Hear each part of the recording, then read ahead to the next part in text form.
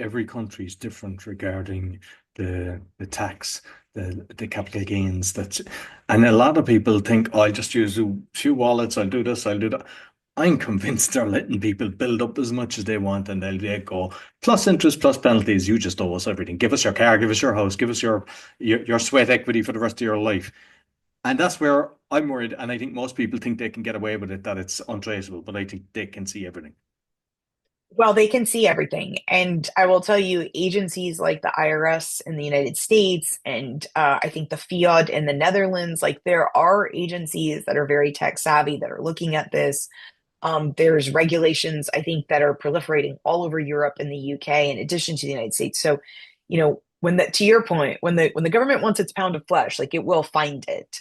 And I think now, if you look at companies like TaxBit, I have a girlfriend, Adela Holloway. She runs, I think, DNA Legacy blockchain.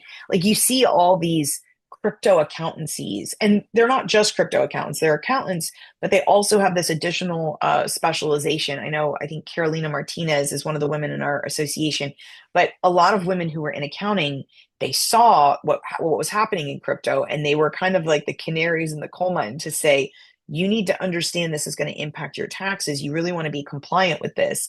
It's not the easiest thing to do. You need special software. You need to understand how it works because in a country like the United States, we have something called the statute of limitations, which is like the time period that the government come back if you committed a crime or if say you didn't pay your taxes. There's like a period of time where 4 or 5 years, depending on the crime, sometimes 10, where they can come back and say, hey, you did this 3 years ago, but we're coming after you for it now. And this is one of the issues that people in the United States are struggling with because the Trump administration says, oh, we're going to pause this law, or we're going to pause enforcement. Theoretically, assuming no constitutional changes, administrations only last 4 years.